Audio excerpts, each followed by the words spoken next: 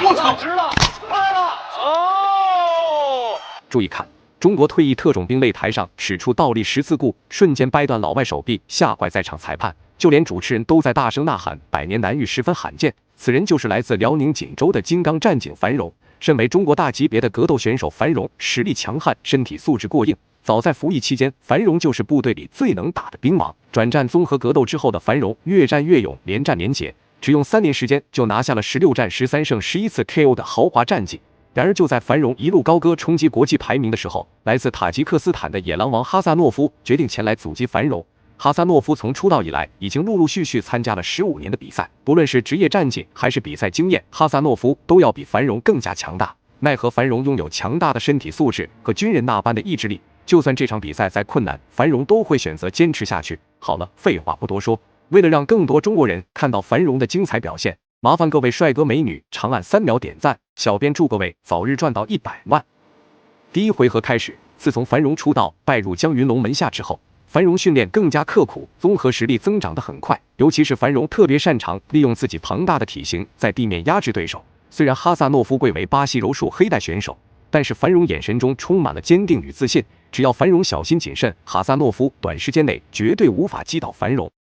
对，要压制对方。樊荣在场上的擂台解读能力很好，对，他对自己处在一个什么状态，应该怎么做，心里边很清楚。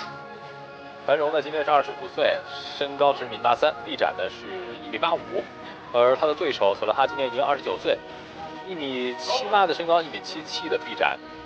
我感觉索勒哈的战力也一般，刚才的扫踢感觉非常的犹豫啊，有些软。两个人目前呢在战力方面移动步伐也都是两敏捷的，都没有太好的机会直接的进入地面，注意力还比较集中。对。就在哈萨诺夫发愣的时候，樊荣瞬间打出重拳，命中对手头部，紧接着乘胜追击，用手臂死死勒住哈萨诺夫的脖子。这一套动作行云流水，观众们不由得连连鼓掌。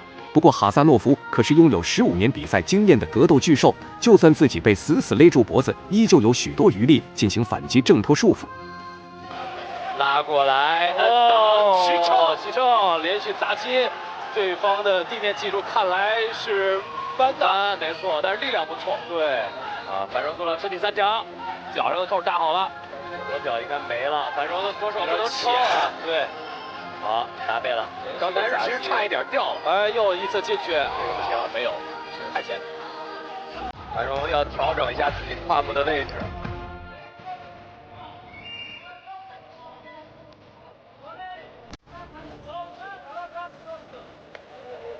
哎，击打对方的腹部，对手还是在还击。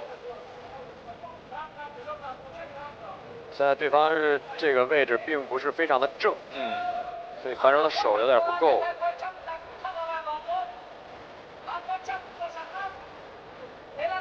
樊荣已经把胯调整过来了，是可以找机会了，有机会。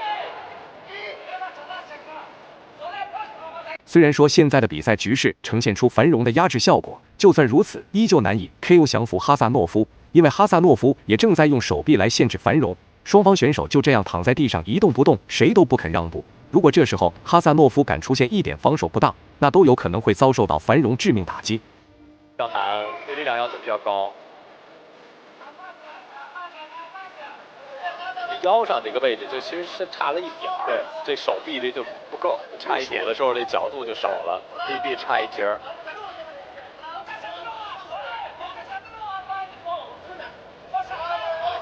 樊荣现在就是要生吃对手了，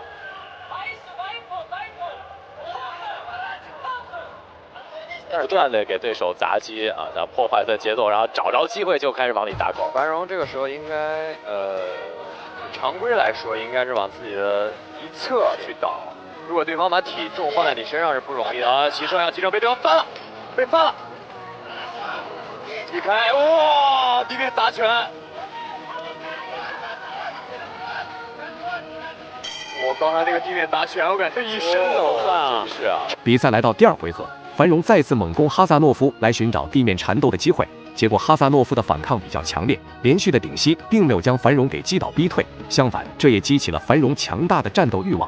还不等哈萨诺夫反应过来，樊荣再次挥舞重拳逼近。由此来看，繁荣今天的目标并不是通过比分获胜，而是要想方设法 KO 哈萨诺夫才是最终目标。上攻，繁荣中了，繁荣后手出的太大了，这个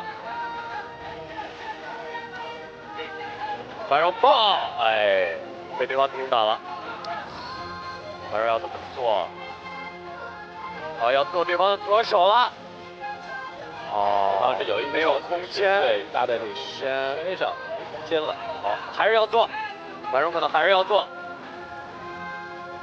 繁荣在场上打，我发现他也是一个执着的人。对，选择完之后必须得尝试的，有点效果啊。对，必须得尝试，必须得有效果。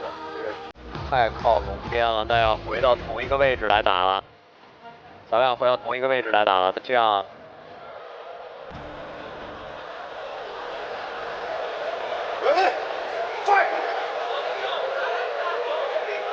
哈萨诺夫不愧是塔吉克斯坦的柔术黑带选手，在地面缠斗方面，哈萨诺夫根本不会做出任何让步，直接用全身重量来压制繁荣，寻找降服机会。这也让繁荣感受到了前所未有的压力。不过综合格斗瞬息万变，什么事情都有可能发生。就算繁荣短时间内被压制在地面，下一秒都有可能实施反压制对手。繁荣这个时候，如果想像他想象的一样去布置三角锁，我们看他在推对方的手脚布置三角锁，一定要把自己的胯再往外挪一挪。是，现在的这个位置等于把自己箍在地面上是做不成的。对，也没有发力的这个空间。当然了，对方的力量也很大，我们可以明显看得到。要勾，找机会。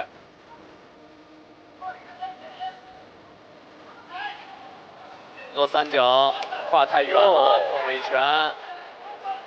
经过长时间的激烈地面缠斗，繁荣仿佛找到了突破口，直接抓住哈萨诺夫的一条手臂，施展倒立十字固。大家都知道，越是凶狠的降服招式，容错率越低。哈萨诺夫绝对不会给繁荣起身或者打反击的机会，就算自己做不了什么进攻动作，也要在地面压制繁荣。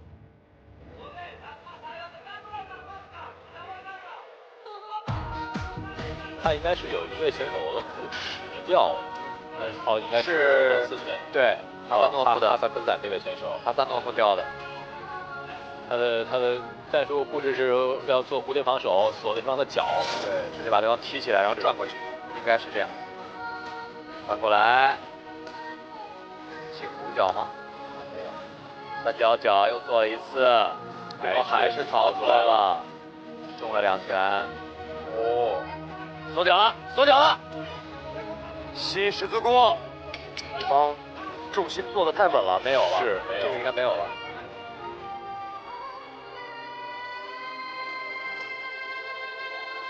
还是没有。比赛来到第3回合，2回合的地面缠斗可把2位选手累得不轻。不过繁荣对于地面缠斗这件事情情有独钟，只要一有机会便会逼近对手，施展下前抱摔。虽然说哈萨诺夫这位选手也比较擅长打地面，但是体力耗尽的哈萨诺夫根本无法做出什么进攻动作，无非就是利用体重来压制繁荣罢了。此时可不单单比拼谁的地面缠斗技术更强悍，更多的是看看谁的体力储备更完好。繁荣现在想做手臂吗？不行。